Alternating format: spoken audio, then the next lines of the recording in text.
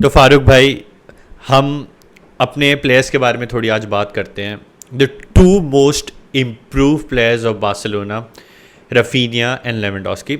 सबसे पहले बात करते हैं लेवेंडोस्की के बारे में, क्योंकि उन्होंने जो परफॉर्मेंस दी एल क्लासिको में, मेरे लिए उनकी रिस्पेक्ट डबल ट्रिपल हो चुकी है। The first 2 years of what we saw of Lewandowski was not जो हमने बायन में देखा था, और इस सीज़न जो हम देख रहे हैं under Hansi Flick, that Lewandowski gives me that same vibe कि वो जो चाहे वो कर रहे हैं, कहीं से भी शॉट मार रहे हैं, गोल जा रहा है, वो हेडर मार रहे हैं और गोल जा रहा है, 15-15 मिनट में, 20-20 मिनट में हैट्रिक स्कोर कर रहे हैं। So let's talk about Lewandowski. बिल्कुल लक्ष्य भाई, देखें जब लेवेंडोस्की बार्सिलोना आ रहा था ना, तो उस टाइम पर भी लोगों को बहुत ज़्यादा डाउट्स थे, इंक्लूडिंग मी, क्योंकि हम लोग 50-55 मिलियन उस पर खर्च कर रहे थे और अराउंड 33-34 एज उसकी ऑलरेडी थी।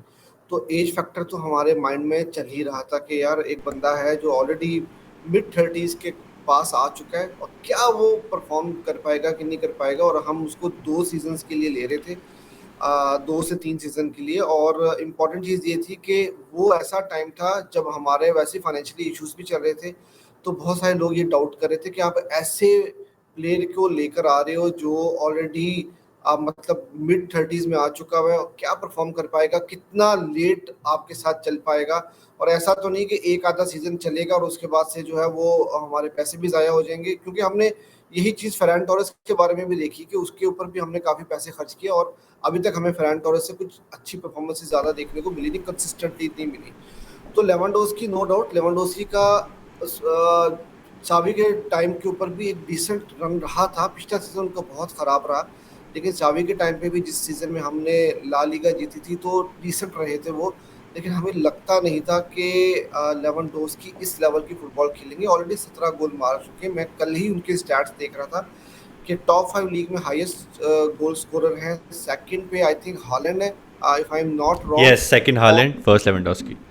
11 और 12 गोल्स हैं हालैंड के। और उसके अलावा जो ये टॉप 5 लीग्स की मैं बात कर रहा हूँ, उसके अलावा जो बाकी की लीग्स है उसमें किसी के 27 गोल हैं या कुछ, वो अलग से कहानी है। लेकिन एक चीज़ होती है ना, जो हम गोल्डन बूट की बात करते हैं या यूरोप में सबसे ज़्यादा जिसके भी गोल्स होते हैं, तो वहाँ पर एक क्राइटेरिया बनाया गया होता है आपकी प्रॉपर पॉइंट्स जो बनते हैं। तो उस हिसाब से देखा जाए तो 28 पॉइंट्स हैं लेवेंडोस्की के, 22 पॉइंट्स जो हैं वो हालैंड के बन रहे हैं। और जो मैंने आपको 27 गोल्स का बताया, वो एस्टोनिया आई थिंक वहां पर कोई प्लेयर खेलते हैं, 27 गोल्स उनके, लेकिन उनको हाफ जो है वो पॉइंट्स मिलते हैं उसके, कुछ इस तरह से सीन है। 1.5 मिलते हैं, 1.5 और टॉप 5 लीग्स के 2 मिलते हैं। बिकॉज आई रिमेंबर जब मेसी 2011-12 में टॉप स्कोरर होने वाले थे, Suarez had scored more goal for Ajax at that time, but उनको 1.5 पॉइंट्स मिलते थे। इस चक्कर में गोल्डन बूट मेसी जीत गए थे। That time Suarez was playing in Ajax. तब मेरे को स्कोरिंग के बारे में पता चला था। जी जी। तो अब आप देखें इस टाइम पे क्योंकि हम लोग तो यही सोच रहे थे कि एम्बापे होगा या विनी जूनियर या हालैंड। और मोस्टली जो फाइट लग रही थी वो तो लगती यही थी कि एम्बापे और हालैंड के दरमियान। लास्ट सीजन में भी आपने देखा होगा, पिछले सीजन में जब मेसी बैलन डॉर जीत गया तो हालैंड के कितने गोल्स थे। तो खैर ये सारी चीज़ें चल रही हैं, हम लोगों ने ये एक्सपेक्ट नहीं किया था। आई थिंक हांसी फ्लिक का एक बहुत इंपॉर्टेंट रोल रहा है, नॉट ओनली ऑन लेवेंडोस्की बल्कि बहुत सारे बार्सिलोना के प्लेयर्स के ऊपर उसने एक बहुत पॉजिटिव इम्पैक्ट डाला है। और जो प्लेयर्स लग रहा था कि बहुत एवरेज या बिलो एवरेज परफॉर्मेंसेस दे रहे हैं, तो फ्लिक ने आकर जो है वो उनको दोबारा से वर्ल्ड क्लास प्लेयर बनाया। और अब ये कि फ्लिक के सिस्टम में डायरेक्टनेस बहुत ज़्यादा है। आप बहुत ज़्यादा चांसेस क्रिएट कर रहे होते हो, क्रॉसेस बहुत ज़्यादा आ रही होती हैं। प्रेजेंस जो लेवेंडोस्की की है वो डी के पास बहुत ज़्यादा आपको नजर आएगी, तो वहाँ पर आपको पता है कि वो बहुत लीथल है। अभी भी देखो एज फैक्टर तो कहीं ना कहीं है। और अगर आप उनसे ये एक्सपेक्ट करते हो कि वो डॉटमेंट या अर्ली डेज ऑफ बायर्न में जो जिस तरह की वो परफॉर्मेंसेस देते थे, वो तो आप उनसे फिर भी उस तरह से एक्सपेक्ट नहीं करते। लेकिन आज की तारीख में उन्होंने अपने आप का रिवाइवल ज़रूर किया है। और ये है कि ये नज़र ज़रूर आ रहा है कि अब उनको कहीं पे भी मौका मिलेगा डी के आसपास, तो वो बहुत लिथल होंगे। Agreed, agreed. दो तीन चीज़ें मैं इसमें ऐड करना चाहता हूँ। जब जैसे आपने बोला, we spend around 50-60 million on a player who was 33, even though Lewandowski थे। I had hopes from him. अगर हम स्टैट्स उठा के देखें, इतना परफॉर्म नहीं किया. He scored more than 20 goals in the last 2 seasons.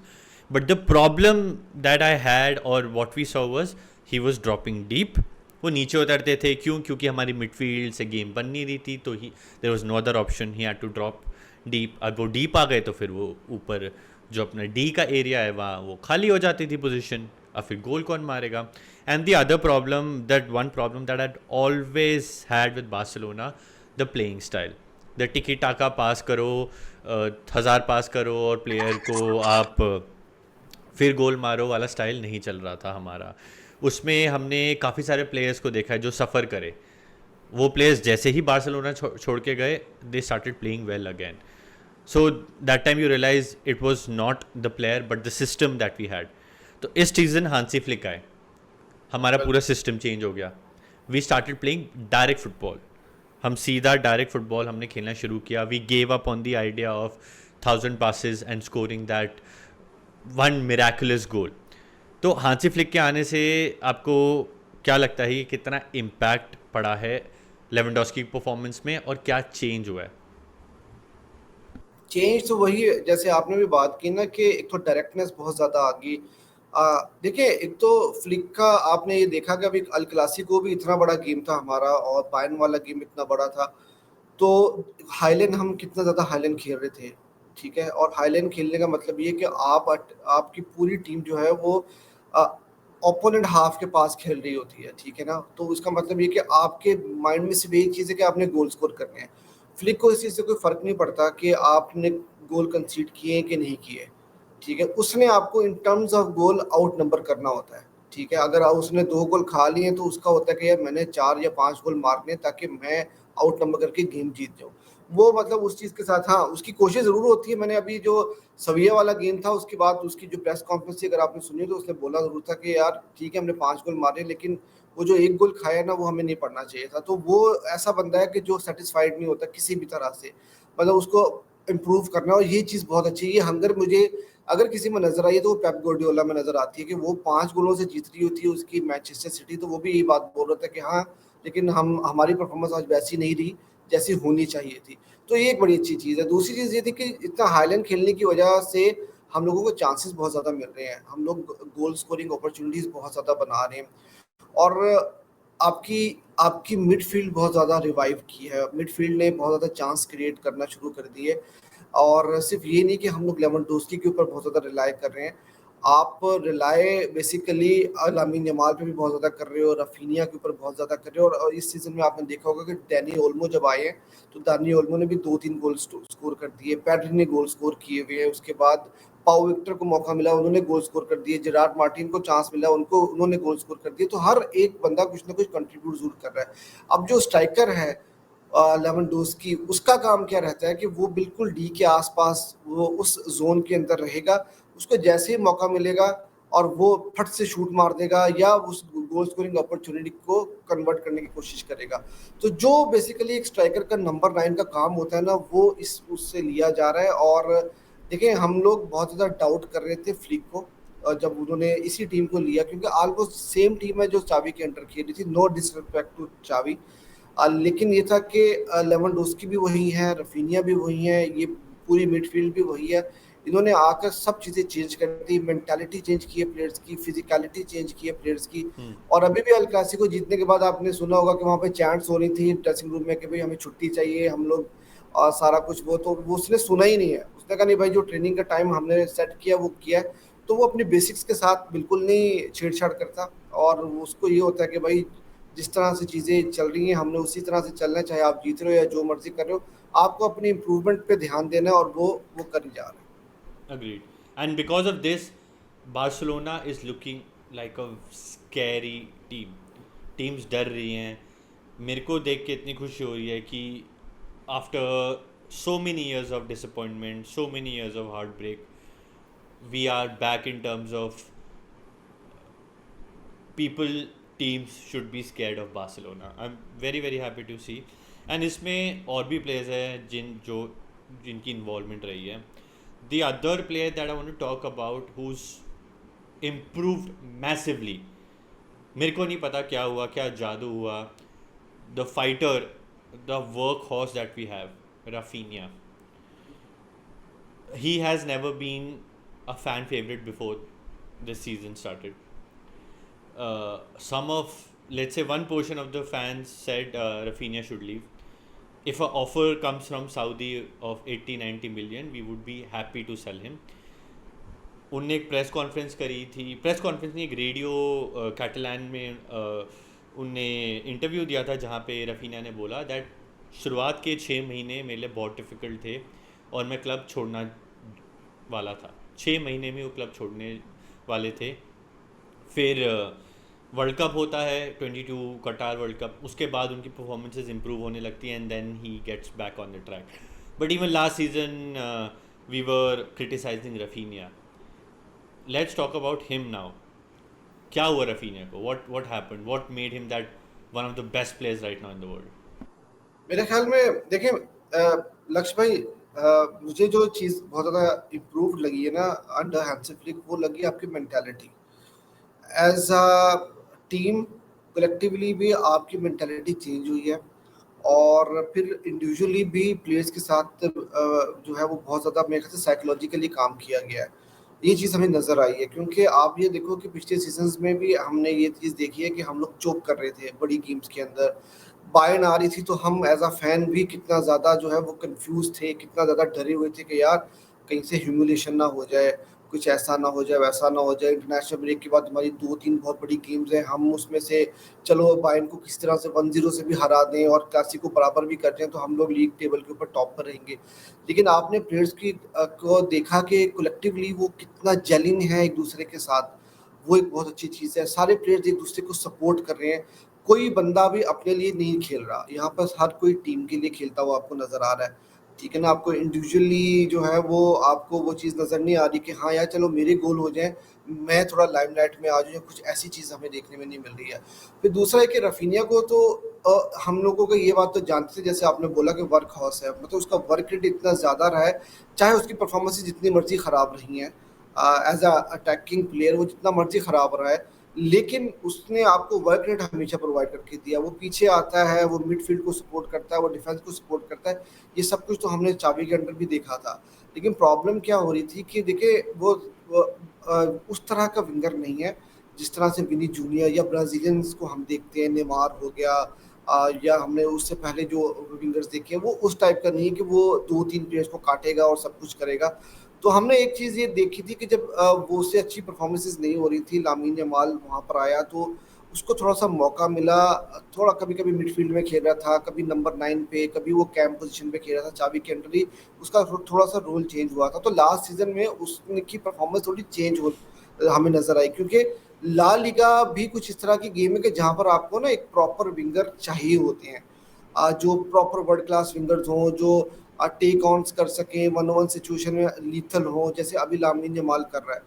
तो वो चीज़ आपको देखने में मिली है लामीन यमाल, और ये चला गया थोड़ा मिडफील्ड साइड पे, या इसको हमने लेफ्ट विंग के ऊपर खिलाया क्योंकि हमारे पास लेफ्ट विंगर तो कोई था नहीं, तो वहाँ पर ये शाइन करना थोड़ा सा शुरू हो गया। लेकिन फिर वही बात है कि जब अब हम रफीनिया को देखते हैं, हम हाईलाइन फुटबॉल खेल रहे हैं, रफीनिया का एक तो वर्क रेट बहुत ज़्यादा अच्छा है, और एक तो जो जो ज़्यादा जिस जिस चीज़ के ऊपर बात करनी चाहिए वो ये कि ये गोल के सामने बहुत लीथल हो गए हैं। चांसेस जब इनको मिलते हैं तो वो ये अवेल कर रहे हैं। हमने अभी बायर्न म्यूनिख के अगेंस्ट हैट्रिक देखी, मेरे ख्याल से यार बहुत सारे लोग हैट्रिक स्कोर करते हैं, लेवेंडोस्की भी हैट्रिक स्कोर करते हैं, लेकिन जो हैट्रिक जिस लेवल की रफीनिया की थी ना, वो वर्ल्ड क्लास हैट्रिक थी, क्योंकि इन्होंने ऐसे गोल स्कोर नहीं किए कि बॉल आया और टच किया, पोचर टाइप की हैट्रिक नहीं थी। इन्होंने बाकायदा वर्ल्ड क्लास गोल स्कोर किए, कन्वर्जन उनकी बहुत वर्ल्ड क्लास थी। अगेंस्ट न्यूयॉर्क 1-1 सिचुएशन में जब हुआ है, उन्होंने न्यूयॉर्क को काटा, और फिर जो उन्होंने एक राइट फुट से उन्होंने गोल स्कोर किया था, वो मतलब वो उसको हमारे अरबी की ज़बान में कुबरी बोलते हैं बेसिकली ब्रिज को। टांगों के बीच में से बॉल निकाली थी उसने राइट फुट से, और फिर जो उसने तीसरा, मुझे बिल्कुल वैसी परफॉर्मेंस नजर आई जिस तरह आपने नेमार की परफॉर्मेंस देखी होगी अगेंस्ट बायर्न म्यूनिख, जो जिस सीजन में हमने चैंपियंस लीग जीती थी, तो उस लेवल की परफॉर्मेंस थी उस बंदे की। और फिर क्लासिको के अंदर भी आपने देखा कि उसने गोल स्कोर किया। तो मेरा ख्याल से मैं वही बात करूंगा फिर से कि फ्लिक ने चीज़ों को बहुत ज़्यादा चेंज किया है, प्लेयर्स की मेंटालिटी चेंज हुई है, प्लेयर्स को कॉन्फिडेंस आया है। देखिए मैं एक बात आपको यहाँ ना बहुत इंपॉर्टेंटली एक बात कहना चाहूँगा कि फ्लिक के अंडर आपको ना बड़े बुरे रिजल्ट्स भी देखने को मिलेंगे। मैं ऑनेस्टली आपको ये बात बताऊं, हो सकता जैसे अभी हमने 4-0 मारा रियल मैड्रिड को, कोई पता नहीं है कि हम किसी टीम के अगेंस्ट 4-5 गोल से हार भी जाए, क्योंकि जितनी रिस्की फुटबॉल हम खेल रहे होते हैं ना, तो वहां पर आपको ऐसे रिजल्ट्स भी देखने को मिलेंगे। ओसासुना की गेम की भी एक एग्जांपल है, 4 गोल हमने खा लिए थे वहां पर। ठीक है, हमारी टीम प्रॉपर नहीं थी, लेकिन फिर भी 4 गोल खाना मेरे ख्याल से वो कोई इतने हम उसको जितना जस्टिफाई नहीं कर सकते। लेकिन फ्लिक इसी तरह से फुटबॉल खेलते हैं, ऐसी फुटबॉल वो खिलाते हैं, रिस्की फुटबॉल होती है। तो यहाँ पर अच्छी चीज़ ये कि फिलहाल जितने चैलेंजेस आए हैं, सो फार सो गुड, सब कुछ अभी तक तो अच्छा चल रहा है। आई होप कि इसी तरह चलता रहे। I hope high risk high reward football हम खेल रहे हैं, and we are seeing what Lewandowski and Raphinha Yamal are doing. Now I want to talk about the revelation of the season and the unexpected star. The first player that I'm talking about is Marc Casado. Last year उनकी debut होती है against Atletico Madrid, जो match हम 3-0 जीतते हैं. Hector Fort को game start कर रहे थे, हेक्टर फोर्ड को रिप्लेस करते हुए Marc Casado comes in. Commentator को मैं उस टाइम सुन रहा था, he was praising Marc Casado allot.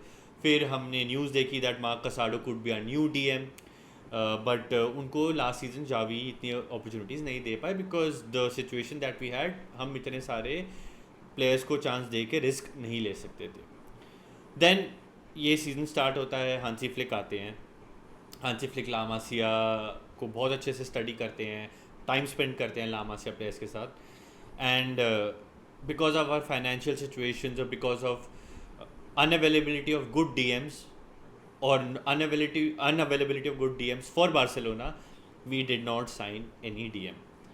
All of us were nervous कि एक पूरी पोजीशन हमने खाली कर दी, हमने एक प्लेयर साइन नहीं किया. Already we were going through that Nico Williams and Dani Olmo saga, where we wanted Nico Williams but we got Dani Olmo. It turned out to be a great, I would say great decision. गलती से हुआ, जान के हुआ, we don't know. Then DM वाली problem हमें दिखी. फिर हमारे यूएसए टूर हुआ, वहाँ पे हमने बहुत सारे बच्चे देखे, और उन्हीं मिक्स में थे हमारे दो मार्क, जिनको मैं बोलता हूँ the Marc square, Marc Casado and Marc Bernal. Marc Casado को हम फिर भी जानते थे, but Marc Bernal came out as a sensation. उस टूर में उन्होंने जो परफॉर्मेंस दी, Hansi Flick was convinced, if we were not, Hansi Flick was definitely convinced that Marc Bernal will be a new single pivot. Season start होता है, पहले match में impressive, second match against Athletic club Bilbao amazing performance, और third match में तो he did such beautiful passing that we all fell in love with him, but unfortunately by the 88th minute he gets injured. Now the thing is, opportunity मिलती है उसके बाद Marc Casado को, and let's be honest, we were unsure about him. Hansi Flick ने अपना system थोड़ा change किया, double pivot खिलाने लग गया अंडर पेड्री. हमने पहली उनकी स्टार परफॉर्मेंस देखी अंडर जिरोना, जहाँ उन्होंने एक पेड्री को पूरी जावी टाइप पास डाली, जहाँ डिफेंस खोल दी, लो पेड्री जाओ गोल मारो, you are 1-on-1. But against Bayern and against Real Madrid in El Clasico, he reached, in my opinion, God status. जो उन्होंने पासिंग करी, specially that pass to Raphinha, जो उनका एक अमेजिंग गोल, नेट में एक गोल बना, जिनके बारे में अब आप बात कर रहे थे. That pass was just one highlight of it. But उन्होंने मिडफील्ड हमारी चलाई पूरी अगेंस्ट बायर्न म्यूनिख, और वो वन मैच नहीं था सिर्फ. In El Clasico, where it looked like Real Madrid will score the first goal, it was Marc Casado who ran from a defense. Midfield circle में आते हैं वो, पूरी टीम दो लाइंस को ब्रेक करते हुए पास डालते हैं टू लेवेंडोस्की 1-0, और वहाँ से पूरा मैच चेंज हो जाता है. If fans outside Barcelona did not know about Marc Casado, that game made sure that the world knows about Marc Casado. Let's talk about him. देखिए लक्ष्य भाई, मैंने आपको एक बात कही थी ना कि जो भी बार्सिलोना अभी अचीव कर रही है कलेक्टिवली या इंडिविजुअली, उसमें ना फ्लिक का बहुत बड़ा हाथ है. ठीक है, आपने भी एक बात कही कि फ्लिक ने आने से पहले हमने पढ़ा भी देखा भी कि फ्लिक ने आने से पहले उसको पता था कि हमारे फाइनेंशियल इश्यूज बहुत ज़्यादा हैं. हम लोग प्लेयर्स को साइन नहीं कर पाएंगे। उसने क्या किया कि उसने ला मासिया में अपने स्काउट्स को भेजा, ला मासिया पे काम किया, ला मासिया में नज़र रखी कि कौन सा टैलेंट वहाँ पर है, क्या किस तरह से प्लेयर्स वहाँ पर कौन से प्लेयर्स अवेलेबल हैं, किस पोजीशन के लिए अवेलेबल हैं। और यूएस टूर जो है वो बहुत इंपॉर्टेंट रहा था हमारे लिए। कसाडो के बारे में आपने पूरी हिस्ट्री बताई कि किस तरह से वो आया था, एटलेटिको डी मैड्रिड के अगेंस्ट वो आया।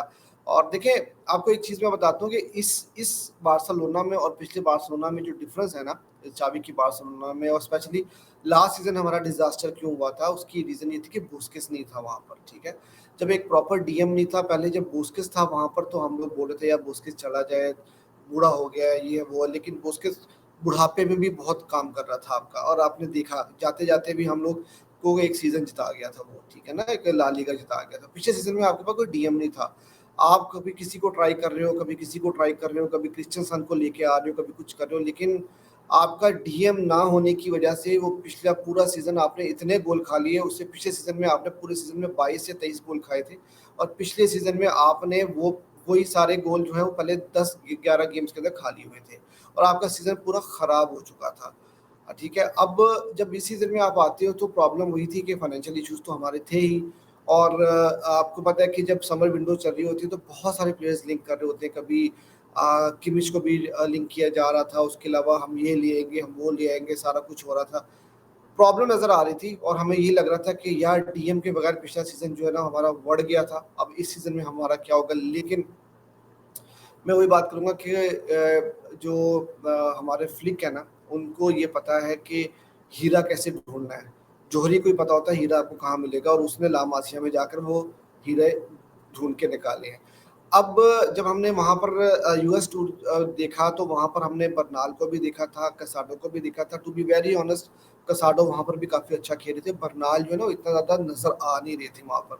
और मुझे लगा कि नहीं यार, ये बंदे में वो अभी थोड़ा टाइम लगेगा इसको। लेकिन जब सीजन आपका स्टार्ट होता है, जब ऑफिशियल गेम स्टार्ट होती है, तो वहाँ पर आपने देखा कि बर्नाल को स्टार्ट कराया गया ओवर कसाडो। तो मैं भी थोड़ा शॉक हुआ था, क्योंकि मैंने प्री सीजन पूरा देखा था, यूएस टूर की गेम्स देखी थी, तो मैंने कहा यार बर्नाल को आप खिला रहे हो। पहली गेम क्या, पहला हाफ को इतना अच्छा मुझे बर्नाल नहीं लगा, लेकिन आहिस्ता आहिस्ता आहिस्ता हम लोग सब बर्नाल बर्नाल करने लगे, और अनफॉर्चुनेटली बेचारे को बहुत ही बुरी इंजरी हो गई। लेकिन मीनवाइल क्या हुआ कि कसाडो को ऐसा लग रहा था कि कसाडो आपका जो है वो शायद बेंच का प्लेयर बन के रह गया है, या उसके ऊपर उतना ट्रस्ट नहीं किया जा रहा। लेकिन बर्नाल के जाने के बाद कसाडो दोबारा से पिक्चर के अंदर आते हैं, और फिर उसके बाद कसाडो की परफॉर्मेंसेस हमें देखने को मिलती है। मैं अभी बायन वाली गेम में मैंने अपनी वीडियो में भी एक पिक्चर लगाई थी, जहाँ पर एक तो कसाडो का फेस और बॉडी जो है बिल्कुल सिमिलर टू किमिच है। ठीक है, वो तो एक ही जैसे लग रहे होते हैं। तो मैंने वहां पर वो पिक्चर लगाई थी, मैंने इंटरनेट पे वो पिक्चर देखी थी कि यार हमें जरूरत ही नहीं है अब किमिच की, क्योंकि कसाडो इतनी कमाल की परफॉर्मेंस डीएम पोजीशन पे दे रहे हैं। कभी डबल पिवट में भी शुरू में हमने उनको खिलाया, फिर अब भी तो कुछ रिसेंट गेम्स में हम वो सिंगल पिवट में पूरी आपके मिडफील्ड को संभाल रहे हैं, और लाइंस ब्रेकिंग पास वो दे रहे हैं, गेम को संभाल रहे हैं वो। मतलब ओपोनेंट को पूरी डिफेंस को सपोर्ट करते हैं, तो ओपोनेंट को उनको पता होता है कि किस टाइम के ऊपर, किस पोजीशन के ऊपर मुझे रहना है, किस टाइम पे ओपोनेंट का अटैक मैंने तोड़ना है। मतलब हर चीज़ वो करके दे रहे हैं। तो मेरे ख्याल से फिलहाल अगर बर्नाल, क्योंकि अनफॉर्चुनेटली वो बाहर चले गए हैं, लेकिन अगर फाइनल ऑफ द सीजन की बात की जाए ना, तो फिलहाल मुझे वो कसाडो नज़र आ रहे हैं। और कसाडो ने की परफॉर्मेंस की वजह से ही आपने पिछली 2 बड़ी गेम्स जीती हैं अगेंस्ट बायर्न म्यूनिख और रियल मैड्रिड। देखो, होता ये है कि ये वो प्लेयर्स हैं जिनकी परफॉर्मेंसेस जो है ना नज़र नहीं आ रही होती उस तरह से, वो इम्पैक्ट नज़र दिख नहीं रहा होता। आपको डिफेंडर का इम्पैक्ट नज़र आ जाएगा, पाउ कुबारसी आप देख लो, इनिगो मार्टिनेज आप देख लो, आपको लेवेंडोस्की, लामिन यामाल, रफीनी नज़र आ जाएंगे। लेकिन मिडफील्ड की बात, अनलेस एंड अनटिल अगर कोई क्रिएटिव मिडफील्डर हो जो चांसेस क्रिएट कर रहा हो, उसके अलावा जो डीएम टाइप के प्लेयर्स होते हैं ना, वो बेचारे खामोशी से आते हैं, खामोशी से परफॉर्म करते हैं और चले जाते हैं, उनकी कोई बात भी नहीं करता। तो कसाडो ऐसे प्लेयर हैं जिनके बारे में अब दुनिया बात कर रही है, तो I think he is find of the season for us. Another player that I want to talk about is Iñaki Peña. Last season, Marc-Andre ter Stegen had to go through an surgery and he was unavailable. उस time period में हमने Inaki Pena को देखा. He looked unconvincing I would say, and we were scared कि हमारे पास एक second backup keeper नहीं है. We didn't want him to be there on the bench also, to be honest. ये सीज़न स्टार्ट होता है, सारी पोजीशन बढ़िया चल रही है, but there were words out there on the internet about Mark Andre Ter Stegen. We were hearing things like test statue, test static, क्या कर रहा है बार्सिलोना में, जंप नहीं मारता, डाइव नहीं लेता. Then came the infamous performance against Monaco, जहाँ पे उनकी गलती की वजह से एरिक गार्सिया को रेड कार्ड मिल जाता है and we lose the game. Let's say हमारा कर्ज था, वो होता है ना जब पूरी दुनिया मिलके एक बंदे पे अपनी इतनी एनर्जी दे दे तो कुछ ना कुछ हो ही जाता है. I believe that we all were blessing, not blessing it, हम सब ने अपनी इतनी जान लगा दी कि वो प्लेयर इंजरी हो गया. He had a horrible patella tear and instant surgery के लिए उन्हें जाना पड़ा and probably his season is over. अब उनका वापस आ पाएंगे नहीं आ पाएंगे we don't know. Hopefully he comes back and we have a keeper problem. Inaki Pena is a first choice. जल्दी में हमने शेजनी भी साइन कर लिया and we were convinced that Szczesny would start and Szczesny also said मैं तभी आऊँगा जब आप मेरे को फर्स्ट चॉइस खिलाओगे. But Szczesny needed his time because वो अपने वापस आ रहे थे रिटायरमेंट से. ट्रेनिंग सेशन में हांसी फ्लिक ने कुछ देखा and he came out in the press conference saying that जो हमारी 3 इंपॉर्टेंट गेम होने वाली है उनमें स्टार्ट करेंगे Inaki Pena. We were cherry picking stuff कि इस मैच में पेन्या ने ऐसा किया, अरे इस मैच में इसको चांसेस नहीं मिले सेव करने के लिए. But game by game he proved us wrong. Sevilla game start हुआ था, आई थिंक यंग बॉयज़ वाली वॉज द फर्स्ट जहाँ पे उनको ज़्यादा करने को मिला नहीं. Then Sevilla game he did decent. Bayern game he did well. But in the El Clasico the only complain that we had was इसकी डिस्ट्रीब्यूशन अच्छी नहीं है. But the fourth goal if you go and C, not the fourth, I would say the third goal was thanks to Inaki Pena, जहाँ पे उन्होंने Lewandowski को ball मारी, Lewandowski ने फ्लिक करी and Raphinha to Yamal and that wonder goal. उन्होंने वो चीज़ भी हमारे लिए बिल्कुल हमको लिटरली वर्चुअली थप्पड़ मारा कि ये लो तुम ये बोल रहे थे, I can do that also. Mbappe को 1-on-1 चाहे जितने भी ऑफसाइड थे या नहीं थे इतनी बार रोका. Arguably the best player in the world and he was like bring it on Mbappe. Inaki Pena, love the confidence of that guy. मैंने आपको लक्ष्य में वही बात बोली है ना कि फ्लिक ने आकर चीज़ों को बहुत ज़्यादा चेंज किया. टेक ओवर जब से उसने किया उसने प्लेयर्स को इंडिविजुअली भी कलेक्टिवली भी एज अ टीम चेंज करके रख दिया. वही प्लेयर्स हैं जिनके हम लोग डाउट करते थे, वही प्लेयर्स अब आपको वर्ल्ड क्लास परफॉर्मेंसेस देते हुए नजर आ रहे हैं. और आप फ्लिक का कॉन्फिडेंस देखें, मैं वही बात बोलता हूँ ना, जो चीज़ें हमें नज़र नहीं आ रही वो फ्लिक देख रहा है. ठीक है. और हम लोग डाउट में आ गए थे कि यार अब ये इंटरनेशनल ब्रेक के बाद तो हम लोग तो कन्विंस थे कि शेजनी जो है वो अपने आप को फिजिकली फिट कर लेगा और इंटरनेशनल ब्रेक के बाद तो वही खेलेगा, बड़ी गेम्स तो वही खेलेगा. लेकिन सेविया की गेम में जब बात होती है प्रेस कॉन्फ्रेंस में तो वहां पर वो बोलता है कि नाकी पीने ही पानी वाला गेम स्टार्ट करेगा. तो एक दफ़ा हम हिल गए थे कि यार हैरिकेन के अगेंस्ट और इतनी बड़ी टीम के अगेंस्ट वो खेलेगा तो पता नहीं क्या हो जाएगा. तो हम लोग तो डाउटफुल थे. और जब बायर्न की गेम की बात आई थी तो उस वक्त हम हमारे ज़हन में आ गए थे कि अगर बायर्न की गेम ये स्टार्ट कर रहा है तो फिर तो पक्की बात है कि मैड्रिड की गेम भी यही स्टार्ट करेगा. और आप परफॉर्मेंस उसकी देख लो कि कितनी कमाल की उसकी परफॉर्मेंसेस रही है. अब शेजनी के बारे में अब ये कि मैंने अभी कल भी एक न्यूज़ पढ़ी थी, आई एम नॉट श्योर कि कितनी सही है कि नहीं, लेकिन शेजनी के बारे में ये आ रहा है कि शेजनी आपका बैकअप कीपर ही रहेगा फिलहाल, क्योंकि पीनिया आपका बहुत अच्छा परफॉर्म कर रहा है. और उसके बारे में यही बात आ रही थी कि अगले सीजन में शायद वो नहीं खेलेगा. ठीक है. क्योंकि ऑब्वियसली वो रिटायरमेंट से वापस आया था और टर स्टेगन आ जाएगा या बार्सिलोना एक किसी और गोलकीपर को भी साइन करने का सोच रही है. तो पीनिया तो इसका छाया हुआ है. अब आपके पास कोई ऐसी चीज़ नज़र नहीं आ रही जिसकी बेस के ऊपर आप पीनिया को बेंच करो और शेजनी को लेकर आओ.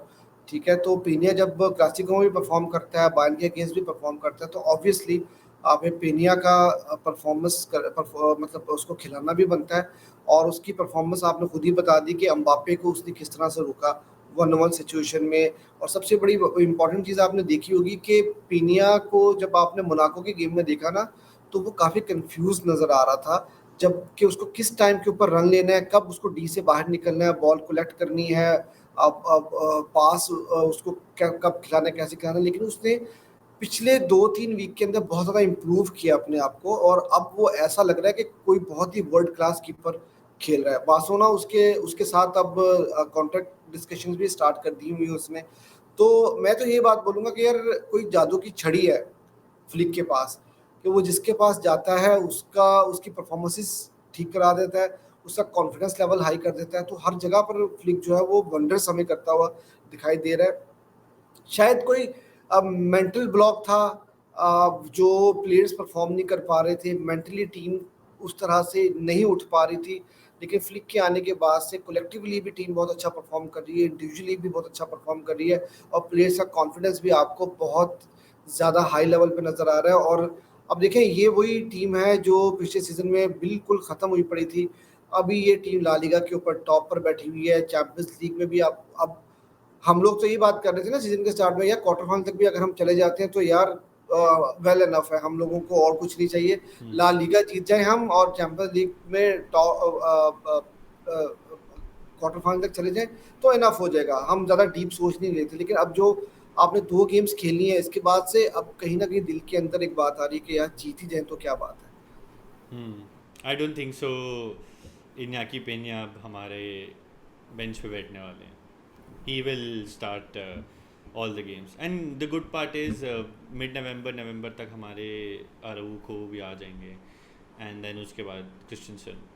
सो यही 4 प्लेयर्स थे फारूक भाई जिनके बारे में मेरे को बात करनी थी, because after the 3 games that we had, I think the direction of the team has completely changed. The mentality has changed. That nervous energy is gone. That mental block is gone. Now we can be confident and say, देखते हैं यार इस season हम क्या क्या lift कर पाएंगे. बस एक चीज़ मैं यहाँ पर ज़रूर लास्ट में बोलना चाहूँगा कि यार मैंने पहले भी ये बात की थी कि आपको कुछ रिजल्ट्स बड़े ख़राब भी नज़र आएंगे, जिस तरह की परफॉर्मेंस हम दे रहे हैं ना, जिस तरह की फुटबॉल हम लोग खेल रहे हैं, बहुत हाई रिस्की फुटबॉल खेल रहे हैं, तो वहाँ पर आपको कुछ गेम्स में ऐसी परफॉर्मेंस भी नज़र आएगी, क्योंकि आप खेल रिस्की फुटबॉल रहे हो और कोई एक प्लेयर भी वहाँ पर उसके लिए गलती की गुंजाइश नहीं है। अगर वो कुछ थोड़ी सी भी गलती कर देगा, कोई डिफेंडर, कोई मिडफील्डर, कोई कुछ गलती अगर होगी, जैसे एक गलती हमने देखा टेर स्टेगन से हुई थी मोनाको वाली गेम में, तो उसके बाद से पूरा गेम आपका ख़राब हो गया था। तो ऐसी परफॉर्मेंसेस भी आपको, जब आप इतनी हाईली रिस्की फुटबॉल खेल रहे होते हो, तो वहाँ पर आपको कुछ इस तरह की गेम्स भी देखने को मिल सकती है। तो वहाँ पर आपको दिल छोटा नहीं करना, and keep supporting the team. I hope इंशाल्लाह we can win a lot in this season. मतलब वो वाइब्स अब आनी शुरू हो चुकी हैं. Correct. Still it's too early, लेकिन फिर भी. थैंक यू फारूक भाई फॉर कमिंग. बहुत अच्छी कॉन्वर्सेशन हुई है, आपके साथ बात करके हमेशा मज़ा आता है. थैंक यू लक्ष्य भाई. आप बुलाते हो तो मुझे भी मज़ा आता है आपके साथ चैनल के ऊपर बात करने का. तो इंशाल्लाह बुलाते रहिए, हम आते रहेंगे.